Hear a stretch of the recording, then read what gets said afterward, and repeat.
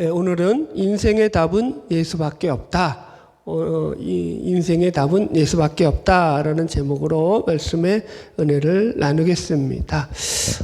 팀켈러 목사님이라고 꽤 유명한 목사님이신 이제 얼마 전에 돌아가셨죠. 이분이 이제 쓴 답이 되는 기독교라는 책에 보면은 그 책 첫 1페이지 1장에 이 시대에도 종교가 필요한가 하는 그런 책 내용 가운데 우생학이라는 그런 것을 갖다가 이야기하셔요. 이 우생학이 뭐냐면은 과학으로 인간을 유전적으로 개량할 수 있다라는 거예요. 그러니까 우리도 좋잖아요. 만약에 내 자식이 부모들의 그죠? 아주 좋은 유전자만 물려받으면 얼마나 좋겠어요. 그죠? 그게 우생학이거든요. 어떻게 보면은.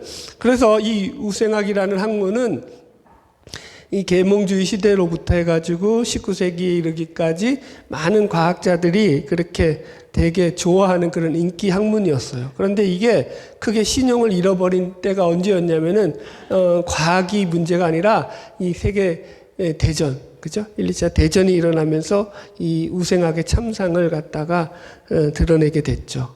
대표적으로 독일의 나치가, 그죠? 이 우생학이라는 과학을 바탕으로 해서 인종차별을 가져갔잖아요. 자신의 민족, 게르만 민족의 이 우수한 혈통과 이 유전을 보수하고 유지하기 위해서 저 열등한 유전자를 가진 저 종족들, 인종들을 다 말살해야 된다. 도태시켜야 된다. 그래서 홀로코스트라고 하는 참혹한 저 유대인 대학살이 그런 배경 속에서 일어난 거죠.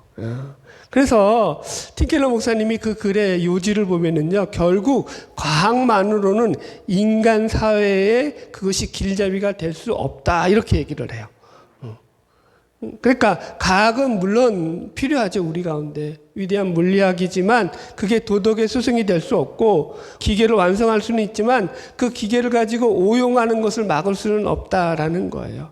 그러니까 이 말 뜻은 이런 거예요. 세상에 어떤 과학이나 철학, 그 세상에 어떤 학문을 가지고 우리 인생의 답을 찾을 수 있다 없다? 없다라는 거죠. 여러분, 과연 인생이 무엇일까요? 사람이 왜 세상에서 태어났을까요? 여러분들은 왜 태어나신 것 같아요?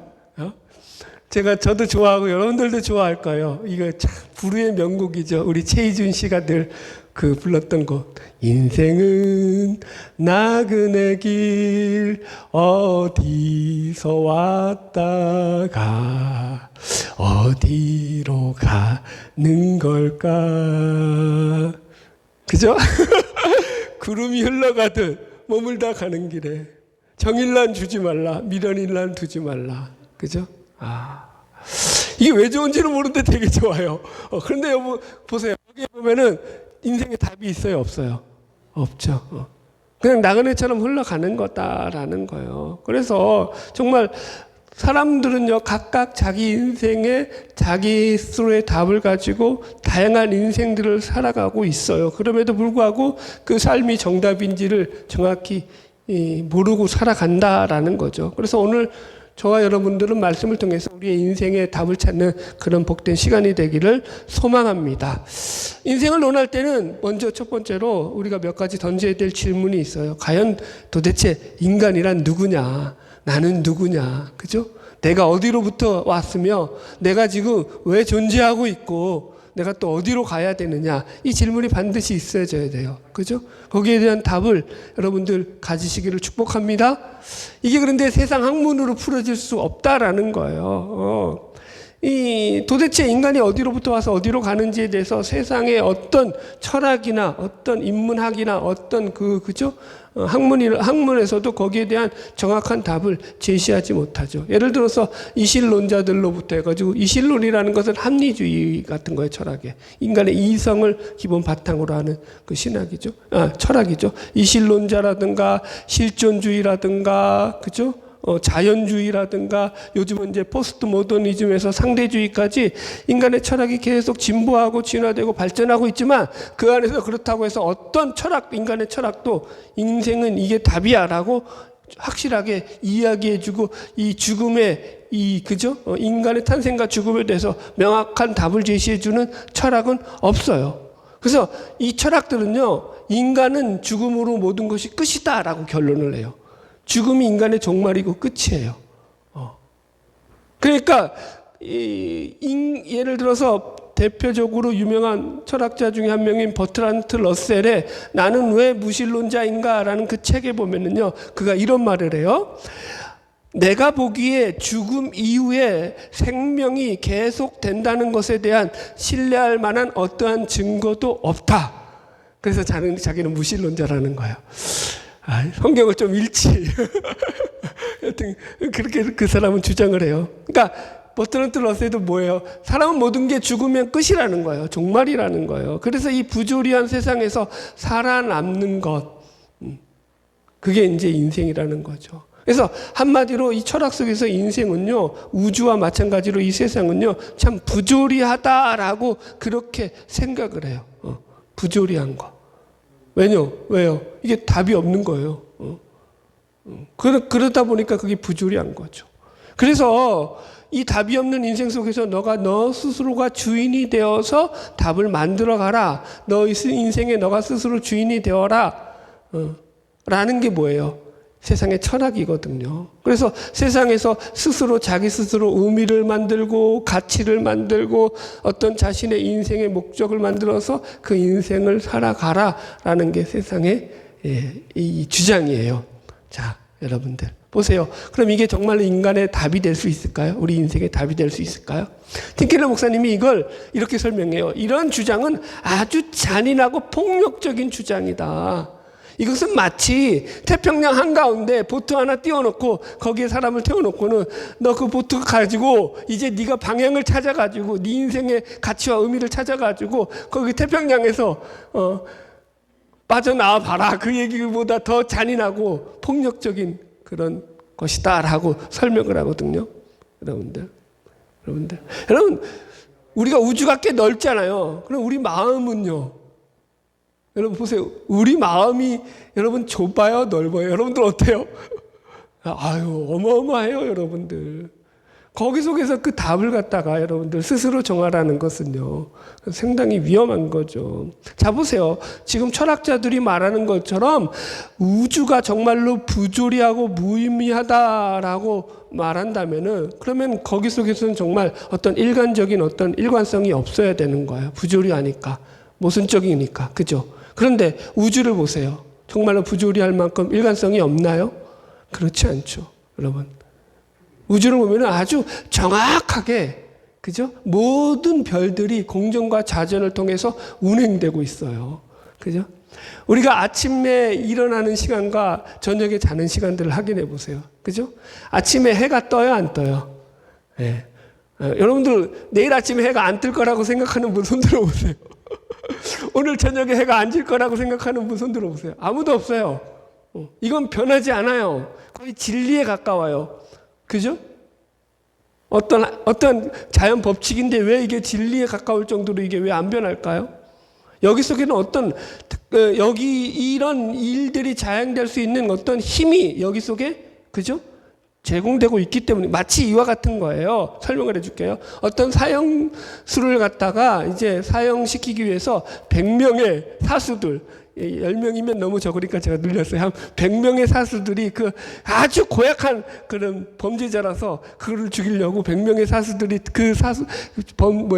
그 사형수에게 총을 겨누고 총을 쐈다고 합시다. 그런데 그 100명이 쏜 총알들이 전부 다 그 사형수를 빗나가 버렸어요. 빗나가 버렸다고 가정을 할게요. 자, 그렇다라면은 거기에는 고의적으로 누가 계획적으로, 그죠? 그 사형수를 죽이지 못했다라고, 그죠? 우리가 설계했다라고 추측하는 게 가장 타당하죠. 안 그러겠어요? 그 100명이 전부 다 배탈이 나거나 뭐 그래서 못 맞추진 않았을 거 아니에요.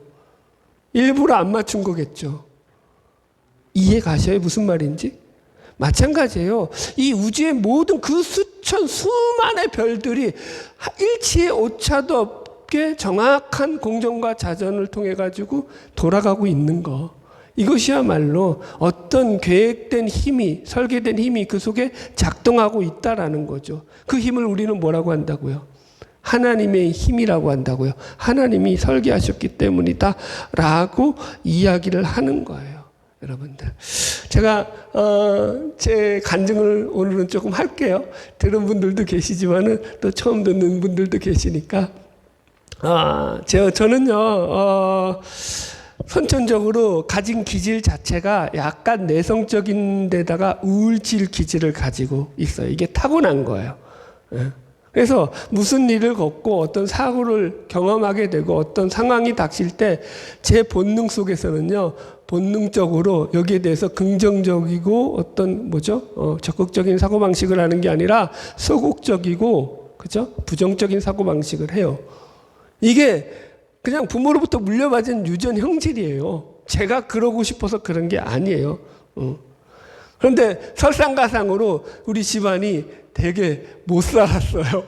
집안 얘기해서 좀 그렇긴 하지만 우리 아버지가, 우리 어머니도 마찬가지고요, 되게 고생하셔서 일하시다가 처음부터 못 산 건 아니에요. 하여튼간 안 좋아져서 저희가 원래 원주에서 살았는데 포항까지 내려갔다가 그 다음에 그 밑으로 내려가서 이제 거제도까지 끝까지 내려간 거죠.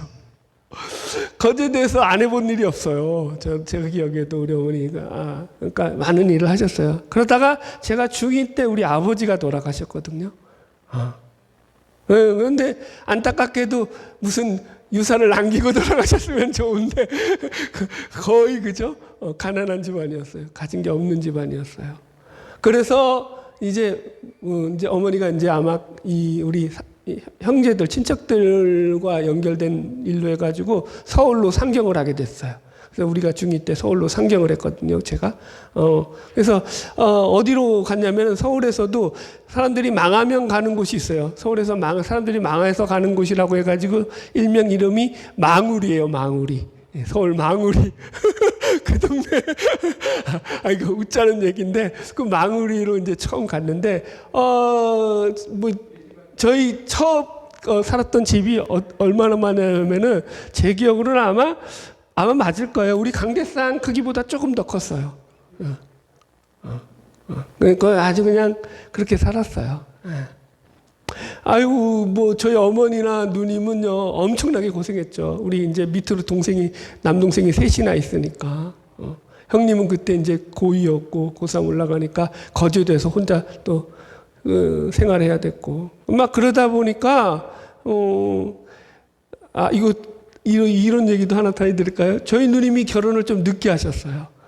왜 늦게 하셨냐면은 동생들 뒷바라지하고 다 키우느라고. 고맙죠. 너무 감사하죠. 그리고 결혼을 늦게 하셨거든요. 여튼 그렇게 그런 시절이었는데, 여러분, 저는 소심하고 내성적인 인간인데 안 그래도, 그래서 거제도에서도 친구가 별로 없었는데 서울에 올라왔는데, 와, 여러분, 친구를 사귈 수 있겠어요, 없겠어요? 못 사귀는 거죠. 그래서 한 1, 2년간을 혼자서 방황하는 시간을 보냈어요. 주로 어디서 방황했냐면은 만화방. 그때 유명했던 게 만화방이에요, 만화방. 맨날 만화방에 가서. 왜냐면 집에 아무도 없는 거야. 나에게 관심은 아무도 없죠. 다 먹고 살기 바쁜 거예요. 각계전투인 거죠. 살리기 바쁜 거죠. 생계를 유지하기 바쁘니까 다 그렇게 사니까 저도 그렇고 제 동생도 그렇고 각자 그렇게 고생을 하면서 그런 사춘기 시절을 보냈습니다. 여러분, 제가 그렇게 살면서 제 가운데서 어떤 생각이 있었냐면은, 제 마음속에 드는 생각 중에 하나가 뭐냐면, 내가 이렇게 살아서 도대체 뭐 할까? 이게 도대체 삶이 도대체 뭐냐? 의미가 없는 거죠. 그러니까 그냥 시간만 때우는 거예요, 만화방에서. 거기 그때 1,000원 주면 하루 종일 보는 거예요. 그런 시절이었어요. 여러분들. 정말은 그때 제일 많이 했던 생각 중에 하나가 뭐냐면은, 내가 사는 의미가 뭐냐, 이렇게 살아서 뭐하냐, 이런 생각들을 제일 많이 하면서 스스로에게 비관적이었던 그런 시절이었던 것 같아요. 돌아보면 딱 그거예요. 그 시절은 제가 인생의 답을 찾지 못했던 시절이었죠. 그러니까 늘 제 인생에 대해서 이 비관적이고 절망적인 그런 것들에 대해서 늘 빠져 있었던 그런 시간들이었어요. 그러나 여러분, 이제 제 인생은요 더 이상 혼란스럽지 않아요. 그때보다 지금 제 나이는요 3배로 더 많아졌어요. 그때 나이에 비하면 3배로 올랐거든요. 그런데 여러분들 지금은요 그때보다 훨씬 더 싱싱한 삶을 살고 있어요. 매일매일이 여러분들 저는 참 제 삶 속에서 하나님 주시는 그 은혜를 누리면서 기쁨과 감사로 그 삶들을 살아내고 있어요. 훨씬 더 내 삶이 풍성하다라고 말할 수 있습니다. 대표적인 것 중에 하나가 이런 거예요. 제가 억울해하는 그런 내 삶에 대해서 억울해하지 않게 되었다라는 거예요. 삶에 대해서 오해하지 마세요. 제가 뭐 잘 살게 됐고 내가 잘 살고 돈이 많고 부자가 되고 환경이 좋아졌기 때문에 억울하지 않게 됐다 이 얘기를 하는 게 아니에요. 여전히 내 삶 속에서 내 환경 속에서 부족한 게 있고 여전히 내 가정 내 모습 속에서 모자란 것이 있음에도 불구하고 더 이상 억울해하지 않는 거죠. 인생의 답이 뭔지를 알기 때문인 거예요. 인생의 길을 찾았기 때문인 거죠. 여러분들, 제가 오늘 말씀드리고 싶은 게 이런 부분이거든요. 오늘도 여러분, 제가 강대상에 서면서 말씀을 준비하고 또 전할 때에 제 마음속에 답답함이 있었거든요. 난 도대체 하나님은 나를 통해서 뭐 하시려고 이렇게 세우시나. 그때 하나님이 그러시는 거예요. 제가 하나님께 기도를 했죠. 하나님 답답해요. 그러니까 하나님이 그러셔요. 제 마음속에 그래 너 답답하냐? 그래 너 답답한 거 내가 알겠어. 걱정하지 마. 내가 너와 함께 있잖아. 내가 너를 도와주잖아. 내가 너 옆에서 너를 세워주잖아. 너 올라가서 말하는 거 내가 지켜줄게. 힘을 내고 나와 같이 가자. 그분이 그러시는 거예요. 내가 잘나서 내가 뭐가 유능해서 내가 힘이 있어서가 아니라 나 여전히 부족하고 여전히 모자라고 여전히 연약함에도 불구하고 인간으로서 여전히 저는요 내성적이고 여전히 저는요 소심하고요 여전히 제 안에 우울증 기질은 남아있다니까요. 이게 변한 게 아니에요. 이게 있는데 하나님이 함께 하시고 하나님이 답이 되시니까 내 인생이 더 이상 쪼그라들지 않더라는 거예요. 거기에 목매어서 내 인생이 끌려가지 않더라는 거예요. 오늘 저와 여러분이 다 예수 그리스도 안에서 진정한 삶의 인생의 답을 찾는 그런 시간이 되기를 소망합니다. 자, 이제 말씀 좀 설명할게요. 창세기 1장 1절 볼게요. 예. 처음 듣는 분들은 재밌죠. 이제 2번, 3번 들으면 이제 또 저 얘기해 그럴 거예요. 창세기 1장 1절 봅시다. 태초에 하나님이 천지를 창조하시니라. 예. 이 말씀을 보면은요, 여러분들 여기서 말씀을 자세히 보면은 주어가 하나님이고요. 동사가 창조하다라는 거예요. 그래서 이 주어의 동사 창조하다, 창조하시니라 할 때 이 창조하다라는 말은요. 히브리어로 바라라고 하거든요.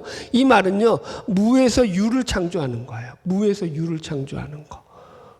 그러니까 그냥 우리가 무슨 발명하고 발견하는 이런 게 아니라 없는 것에서 있는 거 완전히. 그래서 창조하다라는 동사, 이 바라는 동사가 창조하다라는 단어로 나올 때는 반드시 주어가 하나님밖에 안 붙어요. 이해하셨죠? 인간이 발아할 수 있어요? 인간이 창조할 수 있어요? 아니요. 인간은 창조적인 존재일지언정 창조는 못해요. 그죠?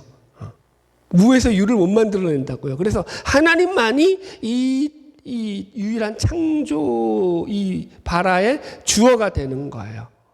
그래서 창세기 1장에서 계속 하나님의 창조 사역을 보면은요, 그때 하나님께서 창조하시니라 할 때 나오는 단어들은 전부 다 바라거든요. 제가 읽어드릴게요. 창세기 1장 21절 하나님이 큰 바다 짐승들과 물에서 번성하여 움직이는 모든 생물을 그 종류대로 모든 새를 그 종류대로 창조하시니 하나님이 보시기에 좋았더라 했을 때 이 창조하신다라는 게 바라예요. 또 27절도 마찬가지예요. 하나님이 자기 형상 곧 하나님의 형상대로 사람을 창조하시되 남자와 여자를 창조하시고 이때 창조 우리 인간을 창조하셨다고 할 때 이 창조도 다 바라예요. 그러니까 이게 무슨 뜻이냐? 하나님이 모든 만물 우주 만물의 창조자고 섭리자고 주관자시다라는 거예요. 그러니까 하나님이 우리 인생의 궁극적인 답이 되신다 이런 거예요. 하나님이 우리 인생의 답이 되는 것을 모르잖아요. 그럼 어떤 삶을 살까요? 환경에 좌지우지 되는 거죠. 내게 주어진 환경 때문에 내 인생이 힘들고 어려울 때 비관하고 낙심할 수밖에 없어요. 제가 어린 시절에 했던 그 고백이죠. 나는 나 같은 게 도대체 왜 태어나서 내가 왜 살아야 될까? 늘 그렇게 자기를 비관할 수밖에 없는 거예요. 왜? 인생의 답을 모르니까. 내가 잘못해 태어난 게 아닌가. 여러분들. 여러분, 이게 우리 속에 있다라니까요.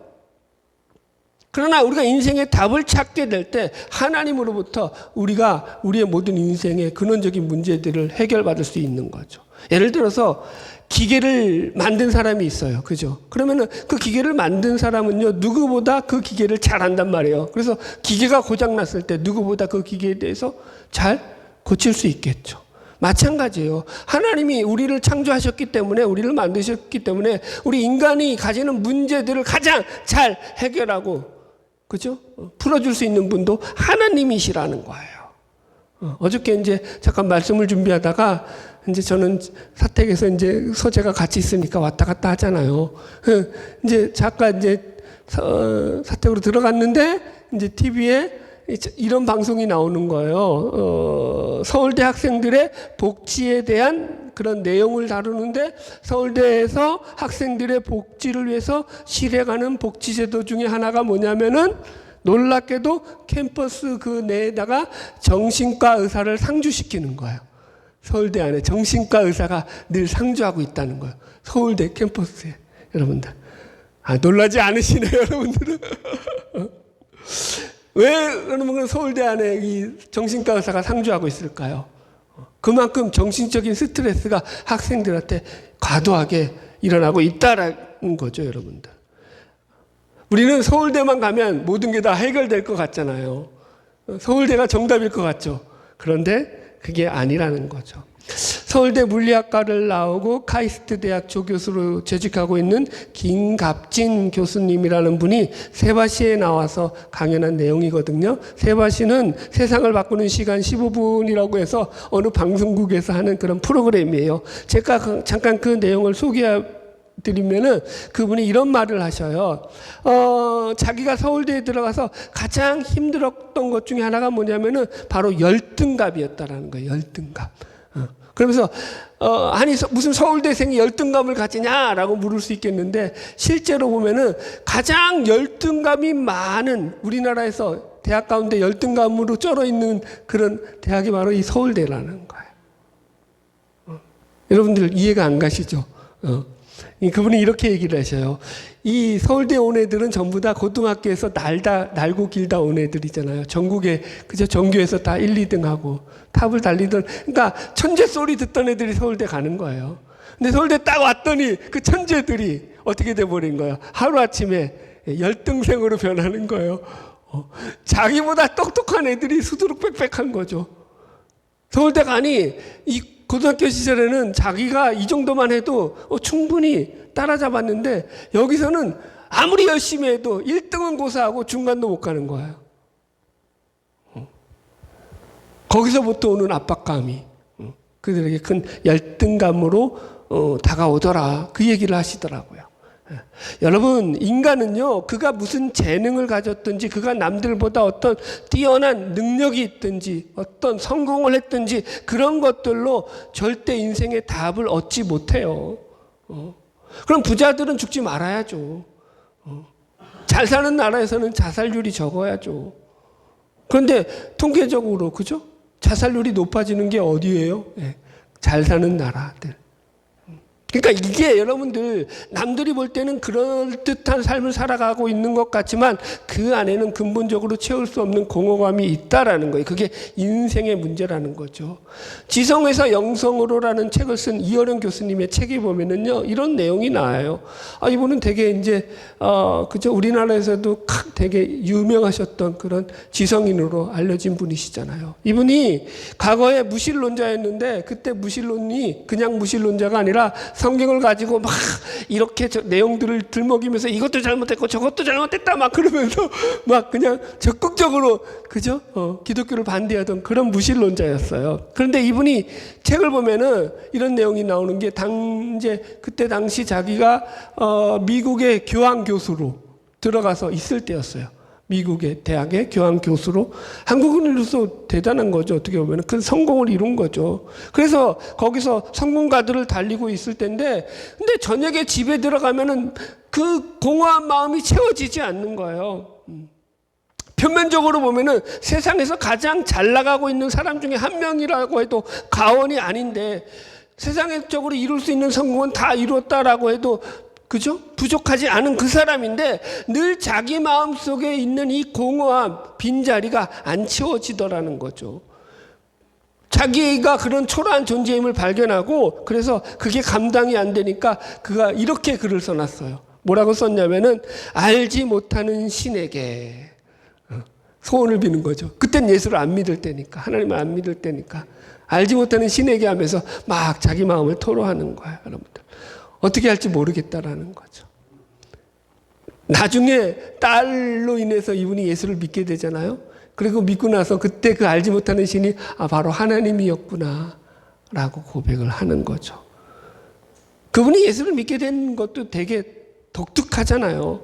이 따님이 이제 병으로 인해 가지고 실명이기까지 왔을 때, 하나님 우리 딸 눈 고쳐주시면 내가 예수 믿겠습니다, 하나님 믿겠습니다 해가지고 결국 무릎 꿇고 세례를 받으신 거 아니에요, 여러분들. 세상으로부터 그 많은 지식을 얻고 인기와 명성을 얻었지만 그의 딸 병 하나 못 고치더라는 거죠. 그걸로 해결이 안 되더라는 거죠, 여러분들. 그가 가진 어떤 것으로도 고칠 수 없기 때문에 결국 너무 절망적이어서 자신도 신을 의지할 수밖에 없었다. 여러분, 이게 무슨 논리로 믿고 학문으로 믿는 게 아니라니까요. 지식으로 믿는 게 아니에요, 여러분. 그분이 내가 역시 열심히 과학적으로, 그죠? 문학적으로, 뭐 어떤 철학적으로 신을 연구해 봤더니 믿을만 하구나 해서 믿었던 게 아니라니까요. 절망에, 그분의 글에 그대로 읽어드릴게요. 그 책 내용에, 절망해 보지 않는 사람은 절대로 영성을 얻을 수 없습니다. 자기 파괴라는 극적인 경험이 없이는 영성을 갖기 힘듭니다. 그래서 세속적으로 편안한 사람은 하나님을 받아들이기 힘들지요. 빛과 어둠을 알아야 인간 한계를 초월해 영성의 세계로 갈 수 있습니다. 영성의 세계는 이해하거나 설명할 수 있는 것이 아닙니다. 자기 절망을 계기로 영성의 세계로 던져 넣어지는 것입니다. 역시 글을 아주 매끄럽게 잘 쓰시죠. 이게 여러분, 내가 절망의 세계 속에서 자신의 한계에 부딪혀 본 인간이 신 앞에 이제 무릎을 꿇는 거죠. 재미있는 에피소드가 그러잖아요. 이 딸이 자기도 아빠인데 자기는 안 부르고 맨날 하나님 아버지만 좋아하고 하나님 아버지만 부르니까, 그래가지고 되게 섭섭했대요. 그래서 거기 그렇게 그 글에 보면은, 나는 아버지라는 육신의 아버지라는 육신의 아버지라는 사람은 자기 살기 바빠서 딸의 고통을 전혀 도와주지 못하고 아무런 도움도 못했는데, 우리 딸의 하나님 아버지라고 하는 그 아버지는 그 딸의 아픔과 그 딸의 고통을 아시고 그를 어떻게 위로하시고 그에게 어떻게 힘을 주시고 그에게 어떻게 도움이 되는지, 그렇게 그를 도와주는 그 신을 보니까 자기도 왜 그 딸이 그 아버지 하나님을 좋아하는지 알겠다, 자기보다 더. 그렇게 썼더라고요, 여러분. 여러분, 인생은요, 하나님을 만나야지 답이 해결됩니다. 자, 우리 2차 우리 본문 말씀 볼게요. 요한복음 1장 1절로 4절 말씀이에요. 자, 이 요한복음은요, 그래서 이 하나님이 누구냐라고 했을 때 이 하나님을 예수 그리스도로 소개하고 있어요. 예수 그리스도가 하나님이다라는 소개를 하고 있어요. 하나님의 아들이신 동시에 하나님이시죠. 그래서 그 방식이 창세기 1장 1절과 똑같아요. 태초에 말씀이 계시니라, 태초에 하나님이 천지를 창조하시니라, 이런 방식인 거예요. 그러니까 태초부터 계신 거예요. 그래서 이 예수를 말씀이라고 소개하고 생명이라고 소개하고 빛이라고 소개하거든요. 한번 볼게요. 태초에 말씀이 계시니라. 이 말씀이 하나님과 함께 계셨으니 이 말씀은 곧 하나님이라. 그죠? 말씀을 하나님이라고 해요. 이게 예수라는 설명이에요. 넘겨주세요. 예. 그가 태초에 하나님과 함께 계셨고 만물이 그로 말미암아 지은 바 되었으니 지은 것이 하나도 그가 없이는 된 것이 없느니라. 그가 다 지었다는 거예요. 그가 창조주라는 거죠. 이해하셨죠? 지금 예수님 소개하는 거예요, 여러분들. 자, 그러니까 예를 들어서 한 가지 설명합시다. 예수님을 왜 말씀이라고 소개할까요? 그게 이제 우리가 말하는 말하고 좀 틀려요. 여기 이제 헬라어로 로고스예요. 로고스가 뭐냐면은 조금 어렵긴 한데 생명에 근원되는 존재 원리예요. 그러니까 여기까지 가면 힘드니까 그냥 헬라 철학에서 이 로고스는요 거의 신적인 존재예요. 생명에 근원되는 존재, 신적인 존재라고 생각하시면 돼요, 여러분들. 그래서 요한은 그들의 철학 사상을 빌려와 가지고 너희들이 말하는 그 로고스, 생명의 본질적인 그죠? 존재 원인이 되는 그 존재가 바로 예수다 이 얘기하는 거예요. 그 로고스가 예수 그리스도야. 그 하나님이야. 그 신이 바로 예수야라는 얘기를 하는 거죠. 이해하셨죠? 이게 이제 로고스라고 말하는 이유고요. 그 다음에 두 번째, 그분이 생명이고 그분이 빛이라는 거예요. 자, 1장 4절. 그 안에 생명이 있었으니 이 생명은 사람들의 빛이다. 그 안에 생명이 있었다라는 거야. 생명. 여보세요. 이 생명도 우리가 말하는 생명과 달라요. 우리는 생명이 보통, 그러니까 성경에서 생명이 두 가지로 나눴어요. 첫 번째는 비오스라고 해요. 비오스. 이 비오스는 바이올로지 아시죠? 그러니까 생물학. 그러니까 인간의 생명, 그냥 단순히 우리가 살아가는 그 생애의 생명을 말하는 거예요. 100년 못 사는 그 생애. 이 생명. 그런데 여기서 말하는 생명은 조회예요. 조회. 헬라어로. 이 조회는요, 영원한, eternal life. 영원한 생명을 말하는 거예요. 단순한 우리 생애가 아니라, 여러분들. 그러니까 영생을 말하는 표현으로서 생명을 말하는 게 조회. 이 단어가 지금 여기 예수를 생명이라고 표현한 거예요. 그러니까 예수 안에 뭐가 있다는 거예요? 영원한 생명이 있다라는 거예요. 그래서 이 생명은요, 본인만이 아니라 그 영원한 생명을 추구하고 따라가는 모든 자들에게 주시는 그 생명의 풍성함을 우리가 함께 누릴 수 있기 때문에 이 생명이라는 말을 쓰는 거예요. 그래서 예수님이 뭐라 그래요? 내가 곧 길이요, 진리요, 생명이다. 그죠? 여기서 생명이 뭐겠어요? 바이오겠어요? 비오스겠어요? 조회겠어요? 조회예요, 조회. 영원한 생명이에요, 여러분들. 그러니까 모든 인간은 하나님 되시고 생명 되시는 예수 그리스도 안에서만 영원한 생명을 누릴 수 있다. 그걸 알리기 위해서 소개하는 게 이 요한복음 1장이에요. 두 번째, 세 번째, 그 다음에 예수님을 빛이라고 한다고. 빛이라고 하는 것은요, 어둠을 이겨낼 능력이 있다라는 거예요. 이 생명 안에 빛이 있는 거죠. 이 빛으로 우리가 어둠을 이기는 거죠. 그래서 성경이 강조하는 것은 뭐냐? 오직 예수 그리스도 안에 있는 이 생명으로서만 우리는 세상에서 이 빛으로 우리가 살아갈 수 있는 힘을 얻게 된다. 자, 보세요. 계속 읽어볼게요. 요한복음 1장 9절로 11절 한번 좀 더 읽어봅시다. 요한복음 1장 9절로 11절. 참빛 1장 9절로 11절. 예, 참빛 곧 세상에 와서 각 사람에게 비추는 빛이 있었나니 그가 세상에 계셨음에 세상은 그를 알지 못하고 자기 땅에 오매 자기 백성이 영접지 아니하였도다. 그가 이 땅에 빛으로 왔는데 사람들이 그를 믿지 않았다. 그를 영접지 아니하였다라고 말하죠. 그리고 나서 하는 말이 12절. 영접하는 자 곧 그 이름을 믿는 자들에게는 하나님의 자녀가 되는 권세를 주셨다. 그죠? 여러분들. 그러니까 예수를 영접하고 믿는 자들에게는 하나님께서 친히 하나님의 자녀가 되는 권세를 주셨다. 이걸 앞에 것과 연결하면은요, 예수를 영접하고 믿는 자에게는 그 속에 생명의 빛이 들어와서 영원한 생명을 누릴 수 있게 되었다라고 얘기하는 거예요. 하나님의 자녀라니까요. 사실 제가 처음에 설교 준비할 때는요, 인생의 답은 하나님이다. 그리고 하나님만 얘기만 하고 끝나려고 했는데, 제 마음에 걸리는 거예요. 뭐가 걸렸냐면은, 그러다 보니까 이제 유대인들이 생각난 거죠. 유대인들도 인생의 답은 똑같이 하나님이라고 생각하잖아요. 그죠? 그들도 인생의 답은 하나님을 믿어요. 유일신 하나님을 믿거든요. 그런데 그들이 정말로 인생의 답을 알고 살아가나요? 그렇지 않죠. 뭐가 빠졌기 때문에? 예수가 빠졌기 때문인 거죠. 지금도 유대인들 가운데 예수를 믿는 인구는 2%밖에 안 된대요. 2% 상위 하나, 하위 하나 좀 왔다 갔다 한대요. 예수가 없다니까요, 유대인들이. 그러니까 여보세요, 이스라엘도 지금 여러분들 뭐에 집착하죠? 뭐 그거 얘기하기 바빠서 할 얘기는 아니지만 땅에 집착하잖아요. 그 땅에 뭐라고. 그게 자기들은 하나님 나라인 거예요. 얼마나 어리석은 거예요, 여러분들. 그래서 지금 예수님의 이야기를 제가 들려드리는 이유가 바로 이거라는 거예요. 예수님은 이 땅 가운데 육신을 입고 오신 하나님이시라는 거죠. 그분이 그럼 왜 육신을 입고 오셨느냐? 우리 가운데 생명을 주시기 위해서, 우리 가운데 빛이 되시기 위해서, 그 빛으로 우리가 살아가게 하기 위해서.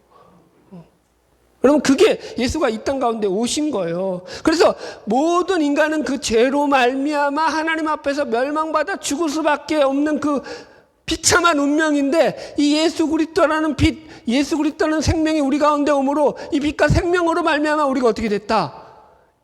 우리도 생명을 얻게 되었다. 빛을 누리게 되었다. 빛 가운데 살게 되었다. 영생을 얻게 되었다. 이게 지금 얘기인 거죠. 저는 신났는데 여러분들은 별로네요. 여러분, 이게 인생의 답인 거예요. 여러분들, 우리에게 진정한 살 길을 열어주시는 거죠. 요한복음 14장 6절이에요. 이거 아니다. 이거는 아까 했죠. 내가 곧 길이요 진리요 생명이니 나로 말미암은 자께는 아버지께로 올 자가 없느니라. 그죠? 우리의 창조주 되시는 하나님께로 가는 그 길도 우리는 그분으로부터 왔잖아요. 그분이 창조했으니까. 또 그분께로 간단 말이에요. 그 길도 누구밖에 없다? 예수밖에 없다. 여러분, 제가 왜 자꾸 우리 인생의 길이 예수밖에 없다라고 하냐면은 다른 길이 진짜로 없기 때문인 거예요. 저는 여러분들 평생 목회하면서 성경만 들이봤잖아요. 그럼 성경만 보겠어요? 다른 책들은 안 보겠어요? 아까 철학자들 얘기할 때 여러분들 그 공부 안 하고 그런 얘기 할 수 있겠어요? 없겠어요? 예. 너무 여러분들에게 짧게 해가지고 저거 뭐 그런 것 같은데 여러분 아니라니까요. 다 공부하고 한 얘기라니까요. 여러분들 그 속에 답이 없어요. 진리가 없어요. 여러분들 예수만이 답인 거예요. 여러분들 할렐루야. 예. 바울 얘기 잠깐 하고 이제 말씀 정리할게요. 바울이 인생의 답을 찾았잖아요. 예수라는 답을 찾았잖아요. 그러고 나니까 그가 어떻게 말하냐면은 그가 감옥에서 쓴 서신 중에 하나가 빌립보서거든요. 그가 감옥에 들어가 있단 말이에요. 그러면은 여러분 보세요. 그런데 그가 나쁜 일 하다가 감옥에 들어간 거예요? 복음 전하다가 감옥에 들어갔어요? 복음 전하다. 자기 딴에는 열심히 사는 거예요. 그런데 그 감옥에 들어갔단 말이에요. 그러면 억울해요? 안 억울해요? 네. 안 억울해요? 그런데 빌립보서를 보면 바울이 억울한 게 하나도 없는 거예요. 그 삶이 감사한 거예요. 이렇게 말해요. 그러니까 내가 감옥에 들어가서 그거 아직 그게 아닌데 그거 좀 이따가 내가 감옥에 들어가서 갇혀 있다 보니까 사람들이 나 때문에 어떤 사람, 바울을 좋아하는 사람들이죠. 바울이 감옥에 갇혀서 복음을 전하지 못하게 되니까 더 열심히 바울을 대신해서 담대하게 복음을 전하는 자들이 나왔대요. 또 한쪽에서는 바울을 시기하는 자들이 있었어요. 바울이 이번에 기가 꺾였으니까 이참에 우리가 바울보다 더 유명해지자 해가지고 또 그런 시기심 때문에 열심히 복음 전하는 자들이 나왔대요. 그래서 바울이 하는 말이 뭐예요? 내가 감옥에 있지만 어쨌든 저쨌든 내가 복음을 전할 때보다 더 많은 복음이 전파되고 있지 않느냐. 이것이 하나님이 일하시는 게 아니냐. 난 여기에 대해서 불만이 1도 없다. 이렇게 나오거든요. 자, 한번 읽어주실까요? 펴주실까요? 빌립보서 1장 20절로 21절이에요. 나의 간절한 기대와 소망을 따라 아무 일에든지 부끄러워하지 아니하고 지금도 전과 같이 온전히 담대하여 살든지 죽든지 내 몸에서 그리스도가 존귀하게 되려 하나니 이는 내게 사는 것이 유익함이라 사는 것이 그리스도니 죽는 것도 유익함이라. 마음은 급하고 시간은 없고 내가 살든지 죽든지 예수 때문에 산다. 예수가 내 인생의 답이다. 그러니 나는 내 삶에 대해서 불만이 없다. 이 얘기하는 거거든요. 아멘? 여러분들. 예. 여러분, 결론이에요. 이제 말씀을 준비하면서 어느 목사님의 설교 가운데 이런 말씀을 하시더라고요. 이게 이제 그분 교회 성도님의 간증인 거죠. 예, 어느 나이 드신 권사님이 이제 이제 며느님하고 아들하고 같이 살다가 그날따라 이제 화장실 갔다 오더니 며느님한테 이제 얘기 좀 하고 그렇게 있다가 가만히 소파에 누워서 나 좀 쉬어야겠다 그렇게 고개를 뒤로 딱 제치시는 순간 예, 돌아가신 거죠. 야, 이렇게 죽으면 복이겠죠. 여러분, 이게 삶과 죽음이라는 게 문턱이 그렇게 높지 않아요. 오는 거는 순서가 있는데 가는 거는 순서가 있다 없다? 없다. 여러분, 인생의 답을 모르잖아요. 그럼 여러분, 제가 얘기했잖아요. 제 젊은 사춘기 시절에 나 같은 게 살아서 뭐하냐, 내가 도대체 왜 태어나서 내가 이렇게 살아야 돼, 자기 인생을 비관하고 그래서 아무 삶의 희망 없이 소망 없이 그렇게 그냥 막 살아갔던 그 삶이었는데, 예수가 내 안에 있고 예수를 내 인생의 답으로 발견하게 되니까 내 삶이 어떤 환경에 있든지 어떤 상황에 있든지 감사와 기쁨으로, 평안과 만족함으로, 자족함으로 찬양하면서 내 삶을 고백하게 되더라. 예수가 정답인 사람들은요, 그 일상의 매일매일이 때론 지겹고 반복되는 일상 가운데서 힘들고 이거 견디기 정말로 힘들어. 그래서 정말 어떻게 보면 짜증날 수도 있는 그런 일상일 수도 있어요. 그런데 인생의 답인 예수를 발견하면요, 그 지긋지긋해 보이는 그 일상조차도 하나님이 나를 위해서 일하시는 그 놀랍고 회복이 있는 변화된 일상으로 새롭게 된다고요. 하나님이 나를 새롭게 하시기 때문인 거예요. 하나님이 나를 위해서 일하신다고요. 하나님이 나를 위해서 좋은 것들을 예비해 놓으신다고요. 나의 그 답답하고 막혀져 있는 일상을 통해서 말입니다. 그게 복음인 거죠. 바라기는 저와 여러분의 인생을 통해서 우리 인생의 진정한 답이 되시는 예수 그리스도 안에서 참된 믿음과 소망을 가지고 살아가는 저와 여러분 되기를 주님의 이름으로 축복합니다.